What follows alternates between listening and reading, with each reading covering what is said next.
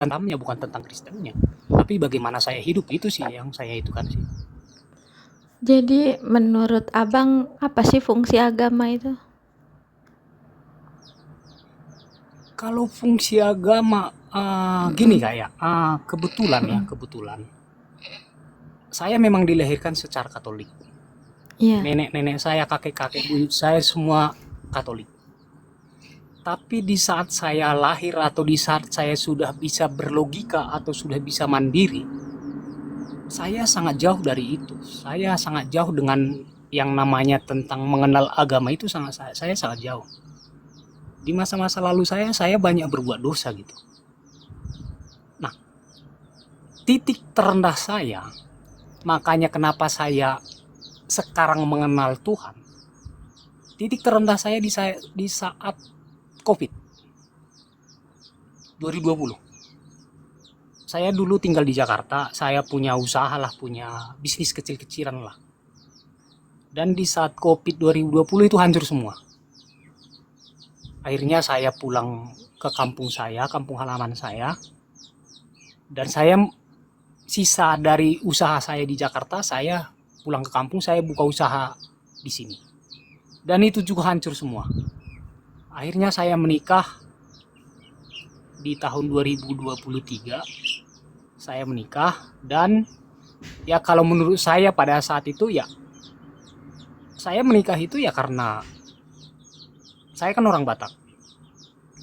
Saya sebagai anak laki-laki yang paling besar dan umur saya udah lumayan dan saya harus dituntut untuk menikah gitu. Nah, sedangkan saya menurut saya ya saya belum layak untuk menikah. Saya belum mampu nanti menghidupi istri saya gitu. Tapi ya dengan situasi sebagai seorang anak laki-laki yang paling besar, tuntutan itu dari keluarga ya akhirnya saya menikah.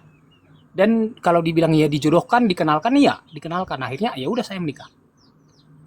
Seiring berjalan waktu ya nggak sesuai dengan yang diharapkan pasangan saya itulah.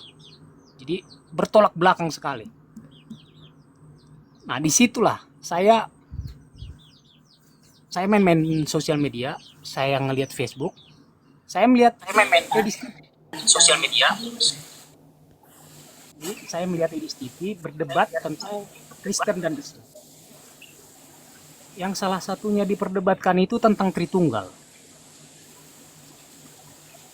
Nah, akhirnya emang sebenarnya kayak apa sih Tuhan itu kan gitu. Jadi sebelumnya memang saya percaya Tuhan, tapi ya karena saya nggak terlalu mengenal dan di segala masalah saya ya yang saya salahkan ya Tuhan gitu loh. Hancur usaha saya, hancur. Assalamualaikum. Waalaikum. Junadi. Masih Kristen kau Waalaikum Junadi. Junidi. Junaidi. Lanjut, Masih lanjut, Kristen kan? lanjut. Saya nyimak aja Eh, lanjut. ya, ini Henry. Masih Pertanyaannya itu Kristen gini. sejati, masih Kristen Iya, sejati. silakan, silakan. Silakan. Kang Chan, ini aku mau bertanya satu Iya, iya, iya. pertanyaan aja sama Henry, kemudian dilanjut ya Kang Chan ya. Iya, iya, Soalnya aku iya. mau Lanjut, parapun lagi. Gini, Henry, menurutmu agama itu fungsinya itu apa gitu? Dan tujuannya itu apa? Soalnya aku merasa dari jawabanmu malah curhat ini, aku nggak dapat poin ini. Kalau kita tentang hidup ini sebenarnya ya itu tentang mengarahkan kita gitu. Kita bagaimana hidup. Biasa sebenarnya fungsi agama itu harusnya seperti itu. Harusnya. Tapi ya pada kenyataannya ya mohon maaf sekali. Kita menurut saya saat ini udah jauh dari kata itu. Kita bukan tentang kita beragama itu tentang bagaimana kita hidup ke depannya. Tapi sekarang kita ini pada umumnya mau mengatakan ya yang benar itu saya gitu. Yang benar itu kamu. Yang salah itu saya dan sebaliknya ya. Pada umumnya agama itu sekarang kayak seperti itu. Misalnya kayak gini Kak. Saya bukan terganggu ya. Saya merasa itu ya dia nggak mengenal Tuhan gitu loh. Kalau dia misalnya kayak gini. Yang menyatakan saya misalnya beragama Katolik. Saya mau membenarkan keagamaan saya itu, saya harus menjatuhkan orang lain gitu loh. Saya nggak ini yang saya nggak habis, menurut saya ya. Nih, Bentar Bang betul. Chan, bentar Bang Chan ya, bentar Kak. Iya, iya. Mau saya jelaskan dulu kepada Kakak ini ya tentang keimanan saya.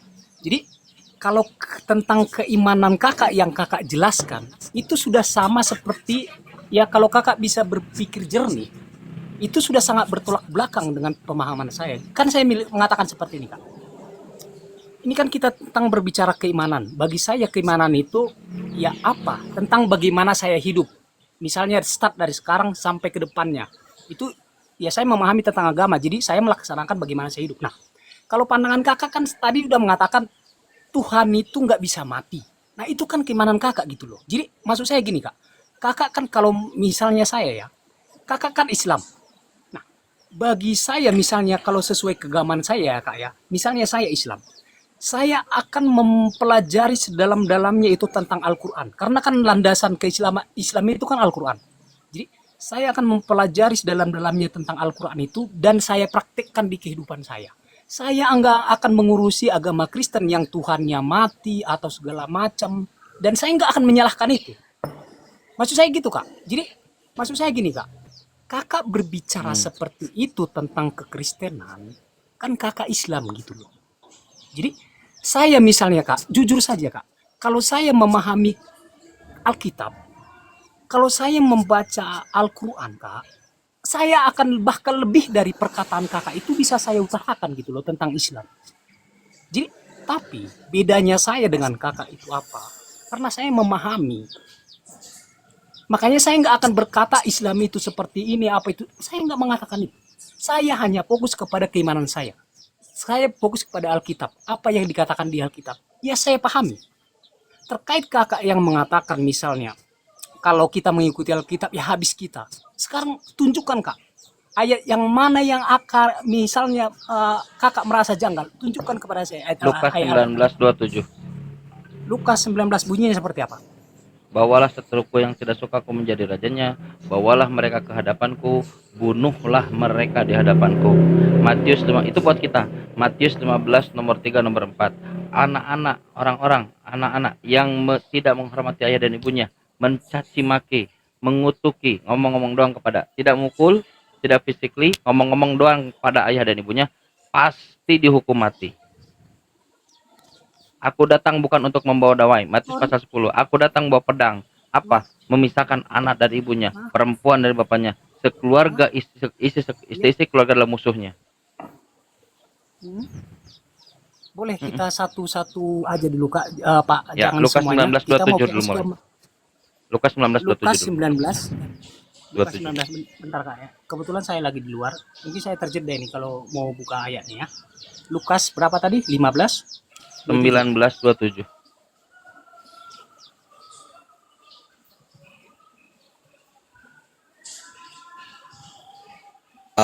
Kenapa memang mempelajarinya supaya dia bisa menghujat, menghina Kristen dan nggak mengerti tentang kitab suci kami. Menghujat. Mana ada saya menghujat. Mana ada saya menghujat. Saya ini nggak pernah menghujat. Enggak, saya nggak menghujat kalau emang ada datanya. Ya, cuman penafsiran atau makna dari pemahaman ayat itu kalian tidak paham kalau Yesus menjadikan dirinya kutuk untuk mengganti ya umat Bukan manusia Yesus, yang seharusnya itu bukan yang Yesus. berdosa.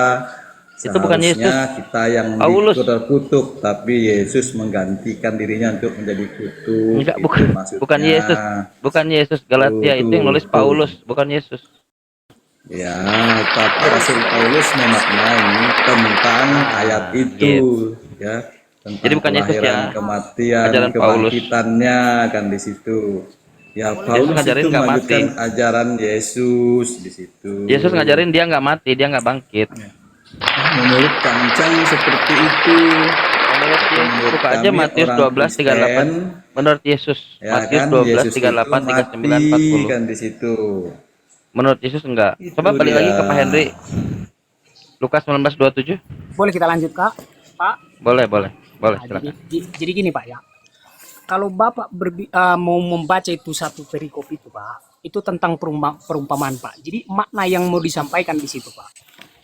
Jadi intinya gini, itu kan di atasnya itu 26-nya itu yang mengatakan siapa yang mempunyai akan diberi kepadanya semua dan siapa tidak mempunyai akan diambil yang apa yang ada padanya semua. Dan seterusnya, bawalah ke sini semua seteruku itu dan akan kubunuh semuanya di depan mataku kan gitu. Jadi gini Kak, gini Pak ya. Tentang ayat itu makna yang mau disampaikan di situ adalah siapa yang punya iman itu akan ditambahkan semuanya dan siapa yang tidak punya iman semuanya yang ada padanya akan diambil. Jadi siapa yang tidak punya iman ke bawahnya itu akan dibinasakan semua itu Kak. Jadi itu makna yang mau dipesankan di ayat itu seperti itu Pak ya. Jadi Bukan kalau itu. Pak, Pak ini pertanyaan nih. Bawalah seteruku yang tidak suka aku menjadi rajanya. Seterunya Yesus ini siapa? Ya itu semua yang nggak percaya sama dia, yang nggak beriman. Bagus. Bawalah seteruku yang tidak suka menjadinya. Bawalah ke hadapanku, bunuhlah di depan mataku.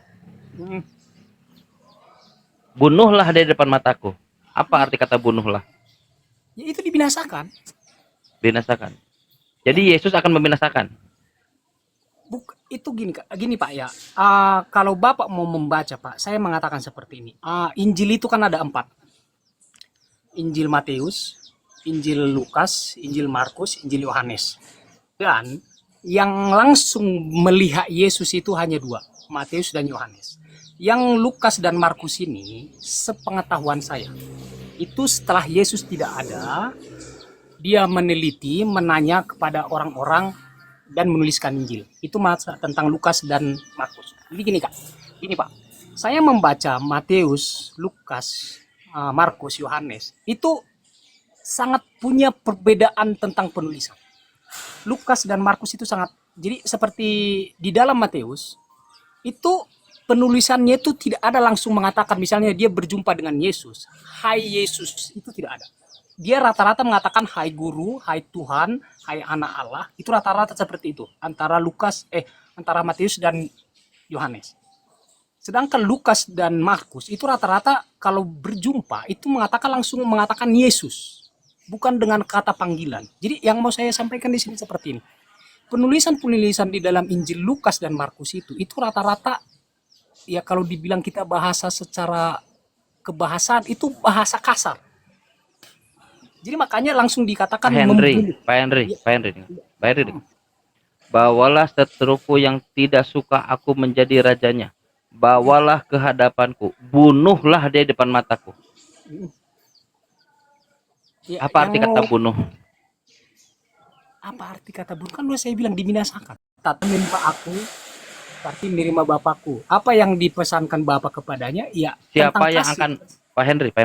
Siapa yang akan membinasakan di situ? Itu tentang membinasakan atau siapa yang membinasakan?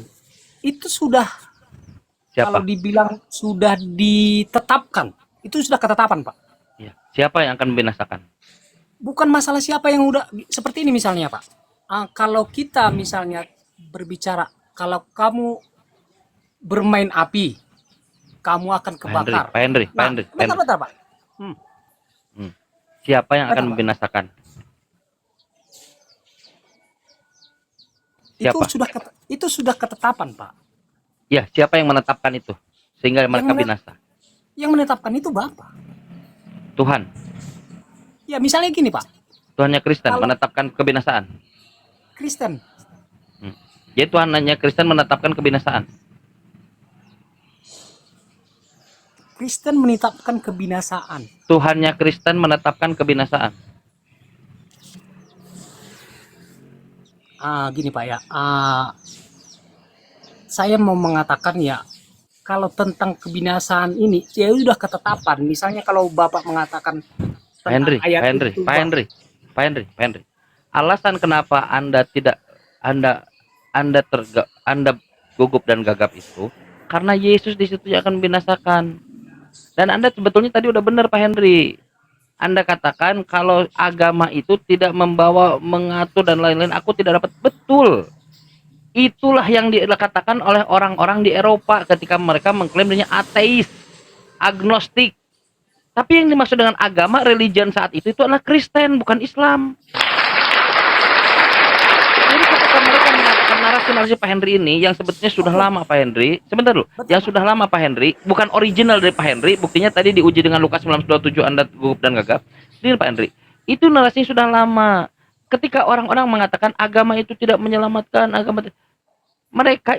mereka berhadapan dengan yang disebut agama itu adalah Kristen, bukan Islam.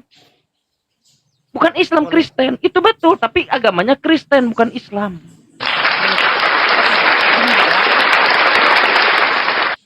Boleh Pak, gini Pak. Biar saya buka logika Bapak ya. Biar Bapak nggak salah memahami. Jadi gini. Saya mau mengatakan seperti ini. Ada sebuah mobil. Oke. Itu sangat melaju kencang. Bapak pergi ke situ dan menabrakkan diri, Bapak mati. Bapak salahkan Tuhan? Enggak, saya salahkan diri saya sendiri. Ngapain salahkan Tuhan? Nah, jadi ayat itu kenapa Bapak salahkan? Karena Tuhan Anda yang mengatakan akan membinasakan. Bawalah seteruku yang tidak suka menjadi rajanya, bawalah ke hadapanku, bunuhlah di mereka di depan mataku. Itu perintah Tuhan Anda. Iya, gini Pak, makanya udah saya katakan tadi. Penulisan Injil Markus, Lukas itu bahasanya kasar Pak. Jadi kalau pemahamannya itu, Pak kenapa Henry, sampai Pak Henry, Ya, dengarkan dulu. Bunuhlah. Bunuhlah itu kata perintah atau bukan? Bunuhlah mereka. Gimana saya menjelaskannya sama Bapak ya? Bapak mengatakan saya gagap tentang penjelasan itu, sedangkan Bapak yang nggak bisa memahami. Jadi Pak Henry, dengar. Pak Henry dengarkan, Pak Henry, santai dulu, santai. Ini pertanyaan. Bunuhlah mereka di hadapanku. Ya itu akibat dari apa sampai dikatakan seperti itu? Bukan maksudnya itu Bukan semua yang Pak Henry, berdosa. Pak Henry, dengar. Bunuhlah mereka di hadapanku. Itu kalimat perintah atau bukan kalimat perintah? Bunuhlah. Pak Henry, dengar ya Pak Henry. Ini saya katakan ke Pak Henry. Pak Henry, ciumlah. Ciumlah. Nah, kata ciumlah ini perintah atau bukan perintah? Iya Pak. Iya bisa. Saya menjelaskan seperti itu. Jadi ayat itu Bapak pahami, langsung di 27-nya itu langsung Bapak pahami. Jadi Bapak memahami segala yang nggak menjalankan perintah Tuhan itu, nah dibawa semua dikumpulin di depan Yesus, terus dibunuh. Ya itu yang Bapak pahami. Ya silahkan gitu loh. Tapi Bukan saya pemahamannya saya. nggak seperti itu. Bukan saya. Yesus. Iya, enggak. Itu pemahaman Bapak. Kok Saya udah mengatakan bahwa Pak Henry, makanya saya tanya kepada Anda sekarang. Bunuhlah mereka di hadapanku. Bunuhlah. Iya, saya mengerti. Bukan saya maksud mengerti. Bapak. Bunuhlah itu kata perintah atau bukan? Udah saya bilang Pak ya.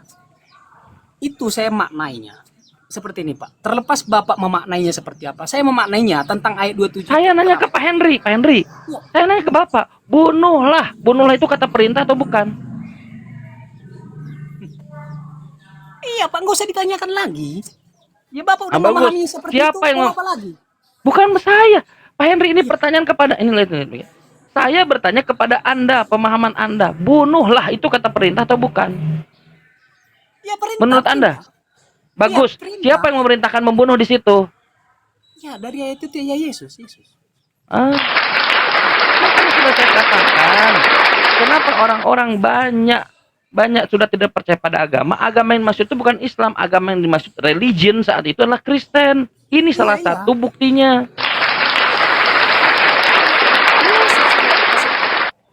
Maksud saya gini Pak ya. Maksud saya gini. Itu seperti yang saya pernyatakan tadi. Seperti yang saya mengatakan, keimanan saya seperti ini. Saya seorang Katolik, dasar landasan iman saya Alkitab, saya pahami. Dan Bapak Apa dasar landasan Katolik? Coba saya tanya kepada Anda. Anda sebagai Katolik meyakini Trinitas enggak?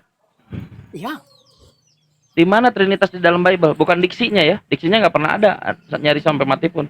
Konsepnya coba. iya. Di mana? Coba tunjukkan dalilnya. Dalil konsep Trinitas. Konsepnya itu salah sederhana Pak. Tapi Gimana? saya jawab pun nanti Bapak nggak bakal memahami. Itu aja sih masalahnya. Ya kalau ada ngapain nggak mahal? Kalau ada ya, kalau berarti nggak ada. Ini saya mengatakan seperti ini. Bapak buka di Alkitab itu pasti ada. Pergilah Itu di mana? Coba di mana? Tunjukkan. Tunjukkan Iya, di mana? ini saya bacakan dulu ayatnya Pak ya. Coba Pergilah ke silakan. seluruh dunia dan baptislah mereka di dalam nama Bapa, Putra dan Roh Satu, Kudus. 2, 3. Satunya mana? Satunya mana? Maksudnya? Unitasnya mana? Unitasnya. Unitasnya, maksudnya unitas gimana? Bapak dibanding Trinitas. Ah, Baptislah dalam nama Bapa 1, Anak 2, Roh Kudus 3. iya. Satunya mana? Menjadi satunya mana? Unitasnya. Satunya Mana? di mananya? Saudara Henry, Bapa, Putra dan Roh Kudus. Ya. Ada berapa di situ? Iya 3. Bagus. Trinitas atau Triteos di situ? Trinitas atau Triteos, bahasa Bapak terserahlah itu. Tapi saya memahaminya 3 tapi Satu Tuhan, 3. Tapi satunya di mana di situ? Satunya itu hakikatnya Bang. Di mana di situ? Kita bisa menemukan satunya. Satunya saya mau Bapak tolong pahami ini ya. Satunya di situ. Ini Bapak, ini Putra, ini Roh Kudus. Kesatuan mereka di mana? Kesatuannya adalah tentang kebaikan, tentang kebenaran. Mereka tidak ada lagi kesalahan. Tidak ada Murid-murid lagi nggak baik. kejahatan. Gimana? Murid-murid nggak baik. Murid-murid Ibunya nggak Yesus. baik. Murid-murid baik nggak? Murid-murid Yesus baik nggak? Iya, makanya Bapak saya bilang nggak memahami. Pak Henry, fokus. Pak Henry dengar. Anda tidak bisa, Anda sedang ditanya, lalu Anda nyari ke yang lain. Nggak bisa begitu. Murid-murid Yesus baik tidak? Ya baik. Bagus. Berarti ada berapa Tuhan sekarang? Bedanya sama yang 3 ini harusnya pertanyaan seperti itu. Kalau Bapak mau memahami. Nggak bisa Anda merequest pertanyaan sendiri, nggak bisa Pak. Kecuali Anda bicara dengan cermin. Anda request pertanyaan sendiri, Anda jawab sendiri. Anda kan mau mengkooperasikan bahwa di dalam Yesus, di dalam Bapa, di dalam Roh Kudus itu saya udah mengatakan tidak ada lagi kesalahan. Semua tentang Bukan kebaikan. itu, Pak Henry. Itu yang Satunya di menjadikan mana? mereka satu. Gimana? Satunya apa? Tidak ada kesalahan. Di yang 3 ini tidak ada lagi kesalahan. Yesus Tidak penuh ada dengan lagi kesalahan dalam Bible. Coba Anda buka Yohanes 3 nomor 13. Tapi saya izin, Anda buka Yohanes 3 nomor 13, Anda buka 2 Raja-Raja 2 nomor 11. Saya izin dulu sebentar aja, 10 menit teman-teman, izin sebentar. Yohanes Tapi 3 gini, nomor Pak. 13 versus 2 Raja-Raja 2 nomor 11. Tapi gini Pak, saya udah mengatakan tadi, sampai sejauh manapun saya berbicara, sampai dari sini sampai kemanapun, Bapak nggak bakal memahami. Karena apa? Ya kita sudah berbeda keimanan gitu loh Pak. Jadi maksud saya gini Pak, makanya saya tadi menekankan, saya sebagai Katolik, saya nggak akan mengurusi agama orang lain. Itu kalau saya. Saya akan berbicara tentang kekatolikan. Sejauh mana Anda percaya, saya akan jawab. Itu.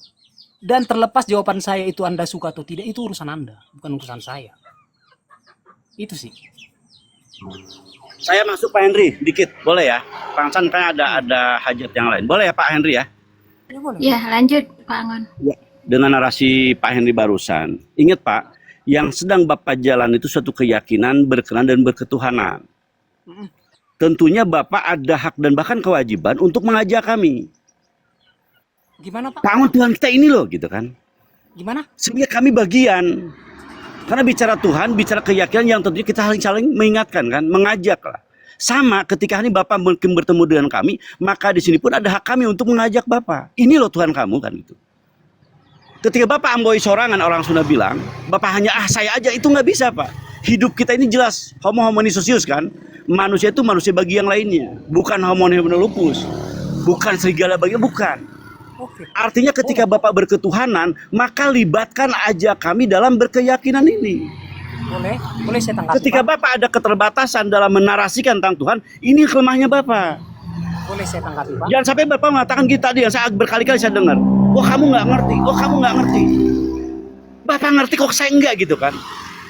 Pak Henry bisa ngerti, kenapa saya nggak ngerti? Artinya ada sesuatu yang mungkin dipaksakan untuk diterima oleh Pak Henry, walaupun itu mungkin menabrak akal Pak Henry sendiri. Ini resiko loh Pak Henry. Boleh saya tanggapi? Boleh. Nah, gini Pak, ya makasih sekali Pak. Bapak kalau misalnya saya mengatakan misalnya seperti ini, seperti itu, kebenaran itu buat Bapak seperti apa gitu? Itu aja dulu dijawab. Kalau kebenaran itu Pak, kebenaran yang harus kita jadinya, kita nih melibatkan, dibenarkan oleh kita semua. Ketika saya gigit asam, saya katakan ini asam tuh asam loh, nyengir saya. Maka Anda ketika gigit asam pun sama nyengirnya. Ketika saya gigit cabai, benar cabai itu menjadikan kita kepedesan dan Anda pun merasakan itu. Itu kebenaran kayak gitu. Jadi kita melibatkan orang lain dan kita merasakan bersama-sama. Nah, kebenaran yang sedang Anda pertanyakan, kebenaran yang Anda pun membenarkan itu. Contoh-contoh yang saya pahami. Tuhan itu ada. Tentunya ada mengatakan iya. Saya beragama berarti yakin ada Tuhan kan gitu. Cuman ketika saya katakan Tuhan itu tidak bisa dilihat, maka yang benar coba lihat. Kamilah yang berkata demikian dan kami mengklaim bahwa saya nggak lihat Tuhan. Tetapi bagi kekristenan, mohon maaf ya Pak ya, ini yang saya dapatkan. Kekristenan mengatakan dia bisa melihat Tuhan. Tetapi ketika saya minta kepada mana hadirkan, kalian nggak bisa. Artinya ada kedustaan. Iya kan? Ada narasi yang didustakan oleh Anda mengatakan Tuhan itu ada, tetapi tadi kata ada tadi yang kalian iman itu kata yang di masa lampau. Artinya ada masa Tuhan diceritakan pernah ada. Berarti dongeng dong. Padahal Tuhan itu dimiliki oleh kita, ingin dimiliki oleh kita. Kita bagian daripada kehidupan ini dengan berketuhanan. Oke. Berarti Boleh, benar baik, Pak. itu ketika Islam mengatakan bahwa Tuhan itu ada, tidak terlihat, tidak terdengar, maka Islam yang benar. Anda membenarkan itu, iya ya. Kalau Tuhan itu tidak terlihat, berarti benar. Itu Islam itu benar di sini posisinya. Ketika ada mengatakan Tuhan yang terlihat dan diraba dirasa, Anda hanya bullshit. Kenapa? Karena Anda sendiri nggak meraba dan nggak merasakan. Konon dan konon. Ketika kami menekan bahwa mana yang Yesus asli, Anda pun nggak bisa menunjukkan. Ada versi Sunda mungkin Tuhannya, ada versi Jawa mungkin, ada versi Sipit, versi Aborigin, dan berbagai versi tentang ketuhanan. Berarti ambigu nggak? Ambigu di sini. Ketidakmutlakan kebenaran itu, gitu loh Pak Henry. Pak Boleh Kang kita San, baca, Pak? udah kembali? Lanjut. Enggak kita dulu, Pak.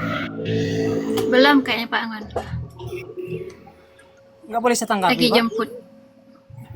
Oh ya silakan siapa Henry? Nggak apa-apa Iya. di komentar ya. Gini Pak Anggon, ya, makanya saya mengatakan seperti itu. Kalau Anda menarasikan tentang kebenaran itu, ya saya gantilah diksi saya yang saya mengatakan kepada Pak Chan tadi nggak mengerti. Saya mau mengatakan seperti ini. Kita berbeda pemahaman Pak tentang itu, tentang kebenaran. Anda mengatakan kan kebenaran itu, ya kalau misalnya cabai digigit pedas, kita semua kepedesan, kan kayak gitu. Ah. Mudah kan? Mengiyakannya mudah. Oh iya bener ya. Ya, tapi itu pedas ya, gitu kan? Iya. kita buktikan Pak ya, kita buktikan ya. Tapi bagi saya kebenaran itu bukan seperti itu Pak. Itu kan versi Bapak. Dan merasa mengatakan. Kalau saya bilang salah satu indikasi ya Enggak, maksud begitu saya, diantaranya. Gantian kita Pak. Maksud saya Iya, gini, iya, Pak. Versi Bapak kan kebenaran itu seperti itu. Nah, ketika saya mengatakan di luar itu, Bapak langsung mengatakan itu salah. Nah, sebaliknya tentang agama itu ya kayak gitu juga Pak. Saya mengatakan seperti ini. Ya Bapak mengatakan sih enggak seperti itu gitu loh. Jadi pemahamannya sesederhana itu Pak. Jadi makanya saya mengatakan tadi, saya sebagai Katolik, ya saya berbicara tentang kekatolikan gitu loh, tanpa saya menyangkut pautkan tentang agama orang lain. Karena apa Pak? Saya diajarkan tentang itu di agama saya. Jadi kalimat saya kembali lagi kepada kalimat awal Pak Henry. Ya, saya mengatakan kepada ketika Anda menawarkan tentang Tuhan, kemudian dia amboi sorangan, hanya berjalan sendiri tanpa melibatkan kami, artinya di sini ada ketidaktepatan. Maaf ya, saya katakan tidak tepat nih. Kenapa? Anda bicara Tuhan. Seyogia ketika Anda mampu bertuhan, maka ajak kami, bersepakat dengan kami. Iya, ini Tuhan kita. Ayo kita begini kan enak jadinya. Saya nggak membutuhkan itu Pak. Saya dengan tanpa mengajak seperti itu saya udah hidup Pak. Saya udah menurut saya iman saya udah benar gitu. Benar gini, gitu, Pak. jadinya Maksud saya tidak gini, mutlak Pak. kalau gitu Pak.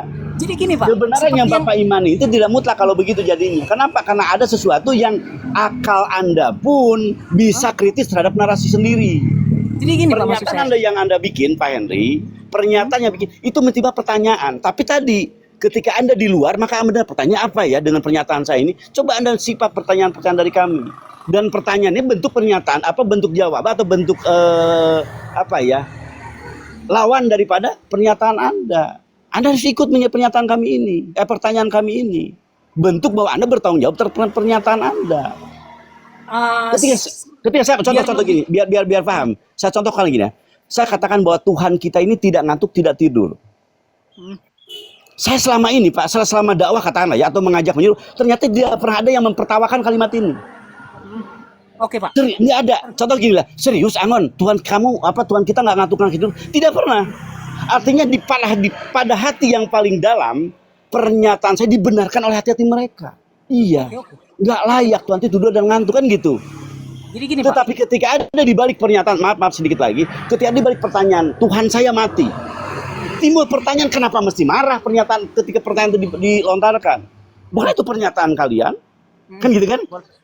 Nah itu seperti itu Pak diantaranya mungkin yang harus Bapak lebih ke dalam lagi untuk apa ya istilahnya ya nggak ada salahnya kan dengan kebersamaan karena takdir udah menentukan kita udah bersama hari ini duduk bersama ngobrol bersama kan gitu dan itu kemudian saling berbagi gitu. Lanjut. Oh gini Pak ya, biar lebih Kang Chan kalau udah standby bilang Kang Chan saya hanya Udah.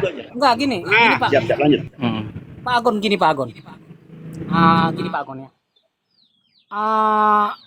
Saya kan Katolik, Bapak Muslim. Nah, saya mau mengatakan seperti ini. Al-Quran kan banyak surat-suratnya kan. Saya mau mengatakan seperti ini. Berikan saya satu buku atau satu misalnya kitab Al-Maidah atau kitab apa gitu. Berikan itu satu kepada saya. Yang mana kira-kira yang mau mengajarkan tentang kerajaan surga. Biar saya baca. Setelah itu saya bertanya kepada Anda. Misalnya mungkin kita bikin, ini hari apa ini? Ini hari Kamis. Mungkin Kamis depan kita online lagi. Saya tanyakan tentang kitab itu. Boleh? Surat Al-Bayyinah. Enggak. Maksud saya gini, surat di dalam Al-Quran, satu kitab full yang menjelaskan tentang kerajaan surga. Surat Al-Bayyinah. Saya Maksudnya? baca, misalnya kalau sebaliknya, Bapak mau bertanya kepada saya, tunjukkan satu di dalam Alkitab, kitab mana yang saya baca, dan berbicara tentang kerajaan surga, hari Kamis kita datang, Bapak bertanya kepada saya. Gak ngerti saya, maksudnya apa? Al-Quran Jadi gini, itu menceritakan surga, seluruh Al-Quran itu. Oh berarti kalau saya mau nggak ada satu buku aja gitu yang spesifik gitu, biar nggak semuanya gitu. Maksudnya spesifik gimana? Quran itu tidak bahas, maksudnya Quran bahas surga khusus gitu. Iya. Ya berarti ada nggak di dalam Bible yang bahas masalah mamanya Yesus? Aduh. Oke, saya ambil. Kapan kita ketemu? Saya bawa itu, Anda bawa surga menurut Bible. Kapan? Hari apa? Kapan? Bukan seperti itu loh maksudnya, Pak. Enggak, Anda bicara bawa satu hari. Berapa lama Anda perlu? Berapa lama? Bentar dulu Pak ya, ada panggilan.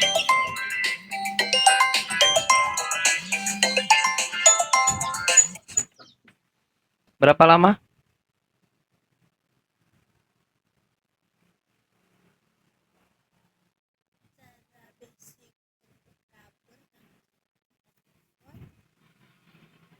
Maksudnya berbicara surga di dalam satu surat atau apa ya? Iya, nggak apa-apa. Kalau dia mau dialog bagus. Selama mau dialog apa bagus. Iya, jadi fokus tema Kang Chan ya. Iya, nggak apa. Kita ini kan, tuh kan.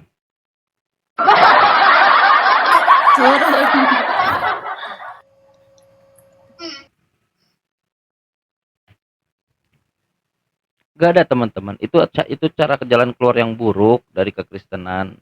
Cara keluar yang buruk. Mereka orang-orang Kristen tuh mereka udah nggak yakin dengan ajaran sendiri. Seriusan. Gak ada saudara-saudara. Mereka nih gimana ya? Sudah nggak pede dengan ajarannya gitu. Begini.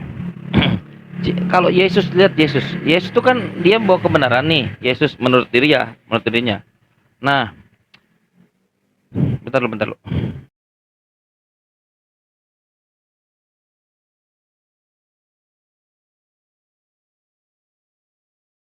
Ya, Bang Henry masih di bawah. Kalau kalau udah selesai nelponnya boleh naik lagi, Bang. Aman. Ya, jadi teman-teman Kristen ini teman-teman Kristen ini memang yang dia mengikuti dialog ya. Mereka sudah tahu betul, mereka berputus asa dengan kekristenan.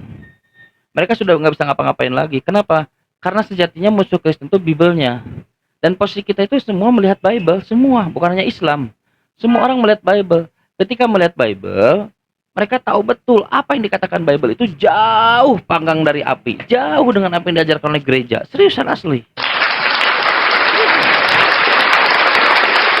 Maka narasi-narasi begitu udah apa namanya? Narasi yang culun gitu. Culun itu naif, apa ya maksudnya? Orang ya kau nggak loh. Siapa yang ngomongin Kristen, ngomongin Bible? Masalahnya kenapa Kristen beda dengan Bible? Orang-orang Kristen, teman-teman Kristen sekalian yang biasa berdialog, mereka ini tahu betul kalau ajarannya itu jauh dari Yesus. Ajaran mereka ini bukan ajaran Yesus, ajaran karangan sendiri.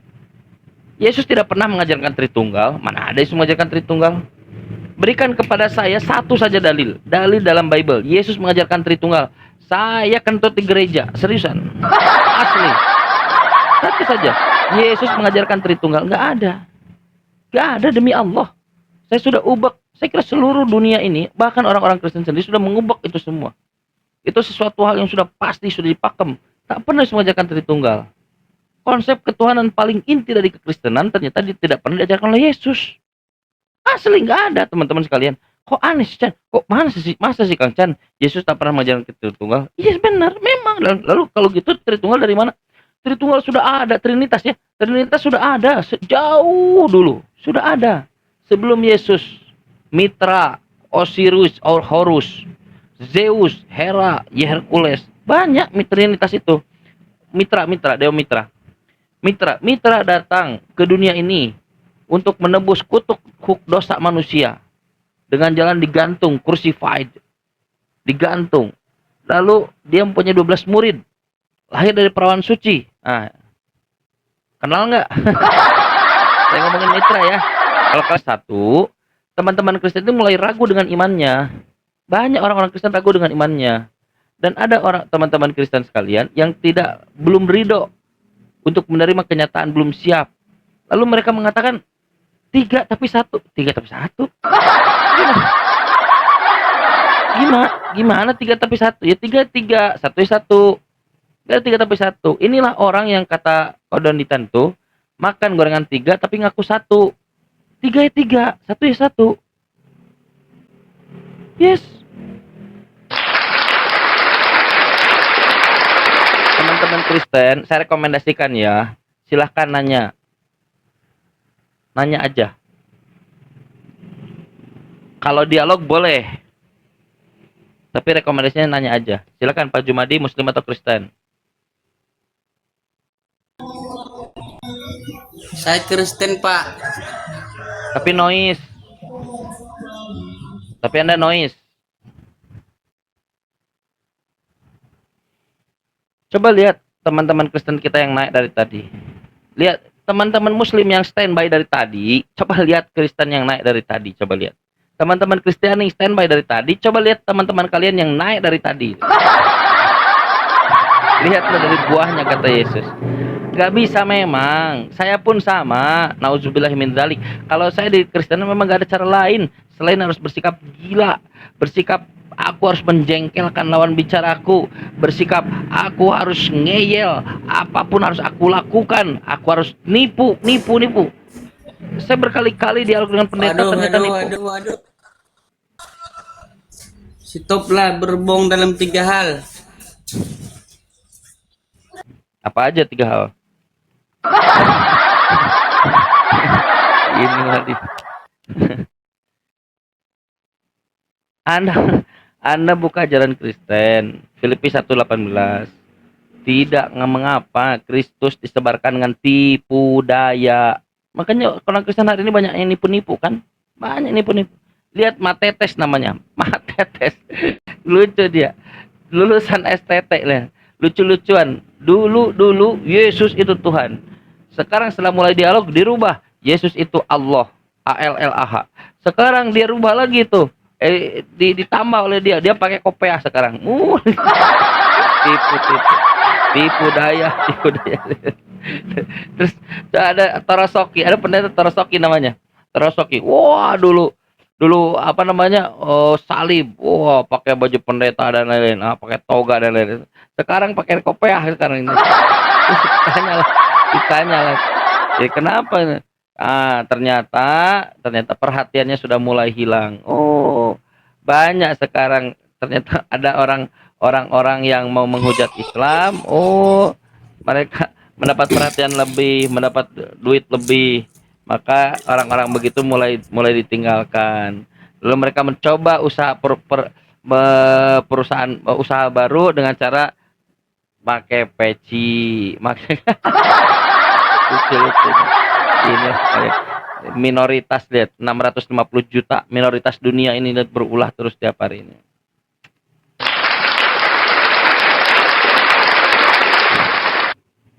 Makanya Yesus benar tuh, lihatlah dari buahnya. Lihatlah dari buahnya, lihat.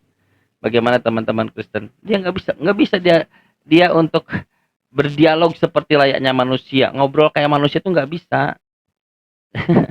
Harus sebentar. Dua orang, bayangkan, dua orang. Bayang, la haula wala quwata illa. Kita berlindungnya. Ada doa dari Nabi SAW, langsung dari Nabi. Rabbana la tuzigh qulubana ba'da idh hadaitana wa hab lana min ladunka rahmah innaka antal wahhab. Nah, kalau doa Nabi Adam, Rabbana zalamna anfusana, ya Tuhan kami, kami telah menganiaya diri kami sendiri, zalim kepada diri kami sendiri. Ini Wah, kok ngomong terus lah ini. Silakan Oh, nanya. Chan. Tadi kan suruh nanya sama saya. Chan, gimana kabar, Chan? Gimana? Diulang, Pak. Putus-putus. Gimana kabarmu? Alhamdulillah baik, Pak. Puji Gimana, Tuhan Pak? lah. Nanya apa nanya?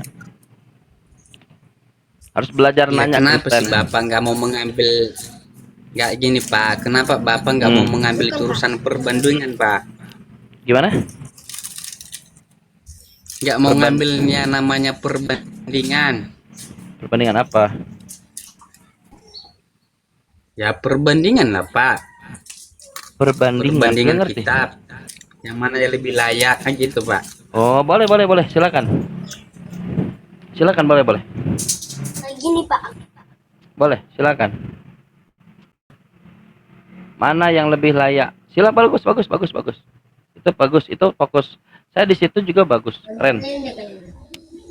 Ya, di Silakan. dalam Alkitab Bapak berkata Yesus bilang begini kepada orang-orang yang mempertanyakan kepada dia, apakah di surga itu nanti ada perkawinan? Lalu Yesus menjawab, kamu sesat. Nah, di kitab Abang, nanti di surga ada itu namanya kawin-kawin. Dulu, yang mana yang lebih layak menurutmu? Apa kawin-kawin? Apakah kita mengikuti ucapan Yesus yang jauh sebelum muncul Abang ini loh? Gitu, Baik. Bang. Gimana kalau saya ngikutin Bible?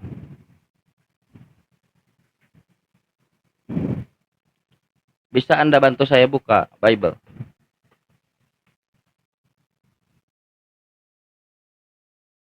Anda bisa bantu saya buka Bible? Loh, kemana? Pada kabur. Saudara, gini ya, teman-teman Kristen sekalian. Salah satu yang membuat penyesatannya itu adalah di Bible dikatakan tidak ada kawin mengawin, itu salah. Kenapa begitu? Karena ingin membuat tendensi kawin itu buruk. Lalu diajukanlah di dalam Islam itu di surganya kawin mengawin. Saudara, di dalam Biblemu bergelimangan surga itu kawin mengawin. Anda buka Wahyu pasal 19. Apa katanya perkawinan anak domba? Di mana? Di sorga. Anda buka Wahyu 21, mempelai pengantin perempuan perkawinan anak domba. Di mana? Di sorga. Anda buka Matius 25 nomor 10. Kalian semua akan masuk ke ruang perjamuan kawin dengan Yesus. Kawin. Yes. Yang tidak ada kawin mengawin itu bukan di sorga. Anda buka Lukas 20. Ketika Yesus ditanya oleh orang-orang Saduki, datanglah orang-orang Saduki kepada Yesus. Apa kata orang Saduki? Ada orang Yahudi dalam terjemah bahasa Indonesia ya. Ada orang-orang Farisi, ada orang-orang Saduki. Apa beda orang Farisi dengan orang Saduki? Orang-orang Farisi mereka meyakini kalau mati manusia ini akan bangkit. Kalau orang Saduki enggak. Orang Saduki mereka tidak meyakini kalau ya kita setelah mati akan bangkit. Mati ya mati saja.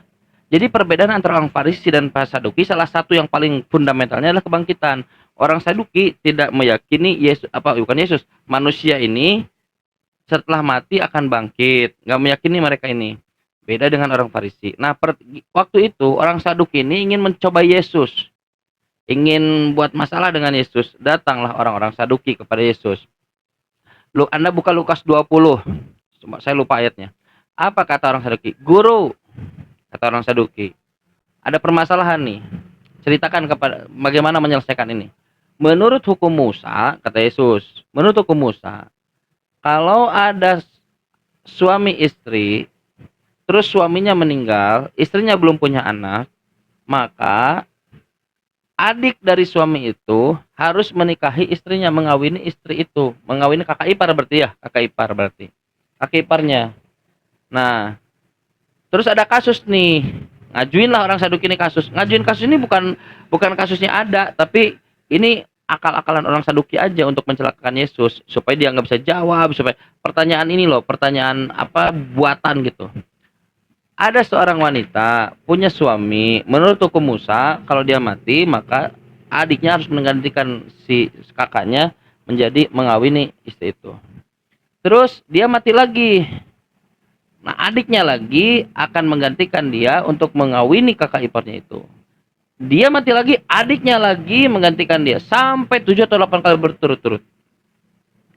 Nah, pertanyaan orang Saduki, kalau posisinya kayak gitu, pernikahannya aman, nggak benar? Benar pernikahannya, bukan poliandri ya, karena sudah mati dinikahi lagi, dikawini, sudah mati dikawini lagi. Bukan kalau poliandri itu laki-lakinya banyak, memalukan. Ini sudah nih pernikahan perkawinannya benar. Tapi masalahnya, kata orang Saduki, pada waktu kebangkitan bagaimana? Ini kan waktu kebangkitan tuh bareng nih. Ketujuh suaminya itu bangkit, plus juga si istri itu bangkit. Saat waktu kebangkitan, itu yang mana yang jadi suaminya? Masa semuanya 7 yang 3 jadi suaminya? Itu yang disampaikan oleh orang Saduki. Ini pertanyaan ujian, sekaligus pertanyaan jebakan kepada Yesus. Maka Yesus memberikan statement di situ. Apa kata Yesus? Pada waktu kebangkitan, kata Yesus, pada waktu kebangkitan, manusia tidak kawin dan tidak dikawinkan. Bukan di sorga pada waktu kebangkitan, melainkan seperti malaikat di sorga. Bukan di sorga, tapi melainkan seperti malaikat di sorga. Tidak kawin mengawin. Pada kapan? Pada waktu kebangkitan, bukan di sorga. Di dalam Kristen tuh di sorganya penuh kawin. Anda buka Wahyu 19 perkawinan anak domba. Anda buka Wahyu 21 mempelai pengantin perempuan itu adalah Kristen dengan kawin dengan anak domba. Matius 25 nomor 10, Anda akan memasuki ruang perjamuan kawin. Anda akan diberikan 100 istri. Anda akan diberikan istri yang tidak terbatas. Di mana? Di sorga. Buka Lukas 18 nomor 29 nomor 30. Anda akan diberikan istri nanti. Istri buat apa? Untuk pegangan. Istri tahu istri buat apa? Apa ini istri? Ini yang terjadi. Nah, dibuatlah framing. Oh, kawin itu buruk. Poligami itu buruk, lalu dilemparkanlah kepada Islam. Kenapa? Karena Abraham poligami. Kenapa? Karena Yesus poligami. Kenapa? Karena Musa poligami. Kenapa? Oh, lihat-lihat orang-orang Islam, mereka poligami semua. Lihat-lihat buruk. Mereka tidak tahu kalau Yesusnya poligami. Ini alergi, aneh sekali. Bayangkan Nabi Abraham yang diklaim sebagai bapak semua, disalahkan oleh mereka. Ini siapa? Inilah Kristiani. Makanya kata Yesus, waspadalah, jangan ada penyesat yang menyesatkan dunia. Dia akan menggunakan namaku, nama Yesus, lalu mengaku dirinya Mesias. Mesias. Makanya jangan percaya, kata Yesus, jangan percaya. Kalau kau melihat Yesus di sana, Yesus di sini, Kristus di sana, Kristus di sini, jangan percaya. Itu kata Yesus. Jangan percaya. Sekarang mereka percaya Yesus. Loh, kata Yesus jangan percaya. Kalau Anda benar-benar mendengarkan Yesus seperti saya nggak akan percaya yang namanya Yesus Kristus. Kata siapa? Ya kata Yesus. Jangan percaya. Kenapa? Karena Yesusnya sudah terangkat ke langit.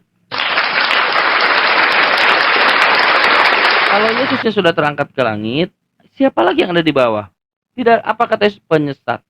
Sebab banyak penyesat, planos, yang tidak mengakui Yesus datang sebagai manusia, dan itu adalah antikristus, penyesat, anak Dajjal.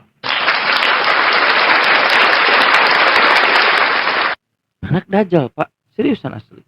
Antikristus. Jadi bayangkan di waktu ke depan, orang Islam akan, dia tahu betul dalam hadis-hadis bahwa nanti akan ada Nabi Isa. Akan ada Nabi Isa. Orang Islam juga meyakini akan ada Dajjal. Akan ada Dajjal. Orang-orang Islam tahu betul. Nah, Kristen meyakini Yesus akan turun. Jadi kalau kita lihat semua wajah di bawah itu, dia tahu betul akan ada yang datang. Kristen dengan datangnya Yesus. Nabi, umat Islam dan yang Nabi Isa plus Dajjal antikristus. Orang Yahudi juga sama, sampai sekarang saya masih menunggu Masias. Jadi semuanya saling menunggu ini. Kecuali kalau Islam tidak menunggu ya, Islam mah ngalir aja, dan Nabi Muhammad sudah ada. Nah, semuanya lihat sudah. Nanti, dan ini sudah diberitakan oleh Yesus, pada hari terakhir banyak yang berseru kepadaku, Tuhan, Tuhan, bernubuat dalam namaku, mengusir setan dalam namaku, melakukan mukjizat dalam namaku. Pada hari ini aku akan terus terang kepada mereka, nyahlah dari hadapanku, aku tidak kenal kalian. Ada disambut oleh Yesus masuk surga. Yang berseru kepadaku, Tuhan masuk surga ya. Ada, Pak. Demi Allah nggak ada. Udah saya cari di mana-mana. Tunjukkan satu saja dalam ajaran Yesus yang percaya kepada Yesus sebagai Tuhan, dia akan masuk surga. Satu saja. Nah, akan pernah ada. Demi Allah nggak ada. Tapi kalau dalam Quran beda. Innalladzina amanu, orang-orang yang beriman, percaya kepada Allah Tuhan. Wa amilus sholihat, beramal soleh. Jazauhum inda rabbihim jannah. Balasan bagi mereka di sisi Tuhan mereka Allah adalah sorga jannah.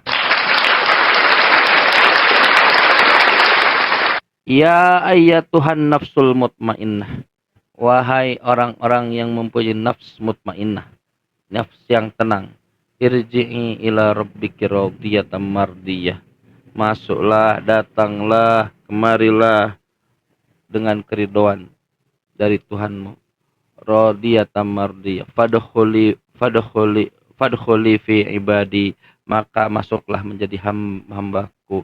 Wadkhuli jannati, masuklah dalam surgaku. Ada Pak Kristen nih ajaran di Antioquia. Makanya Yesus Kristus itu adalah seorang Muslim. Kristen nih ajaran Antioquia, bukan ajaran Islam. Ada di Kisah Para Rasul pasal 11 dari Bible mereka. Asli. Silakan apalagi teman Kristen yang mau dialog. Lagi tanya kan ini Mbak ada kita dialog.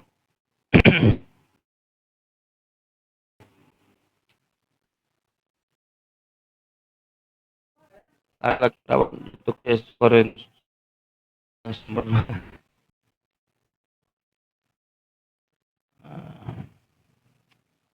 sembah pagan. Iya betul, karena Kristen ini pada intinya adalah daur ulang betul. Bukan menurut saya, menurut Romo Aldo. Kristen tidak sadar hanya mau mencari celah-celah untuk kelemahan Islam. Enggak ada, itu yang dicari oleh Islam, silahkan. Wa in kuntum fi raibim mimman nazzalna abdina fa'tu bi suratin mislih. Datangkanlah satu surat saja semisal Al-Qur'an. Wad'u syuhada min dunillah, bawa bantuan-bantuan selain daripada Allah. Fa illam taf'alu, kamu enggak akan bisa. Walan taf'alun, tak akan pernah bisa. Jadi posisi Islam itu menantang, malah menantang balik. Silahkan bawa jika benar. Biasanya orang benar begitu, tunjukkan datanya. Bisa orang benar begitu. Dan itu yang dilakukan Al-Quran. Quran menantang balik, satu saja. Jangan nyari kontradiksi berat. Kau harus analisa, kau harus punya keilmuan, berat kalau kontradiksi. Nyari aja, buat aja satu surat yang gampang. Satu surat semisal Al-Quran, satu surat saja. Surat paling pendek itu apa? Inna a'tainakal kautsar fasholli lirabbika wanhar, nasaniyaka huwal abtar. Satu surat saja. yang bisa sama seperti Quran, gak akan ada yang bisa. Oh, ada yang bisa, si Butros. Kang Chan, saya bisa buat surat seperti Quran. Saya bilang, coba diulang lagi. Wah, nanti aja lah. Nah aja. Bisa. Tidak bisa. Quran ini diulang-ulang. Diulang-ulang. Dan hafal, bayangkan. Kamu kira Ustazah Sarah ini hafal Quran udah 32 juz? Bayangkan. Hari ini. Ustazah Sarah 32 juz. Kelebihan Kang Chan.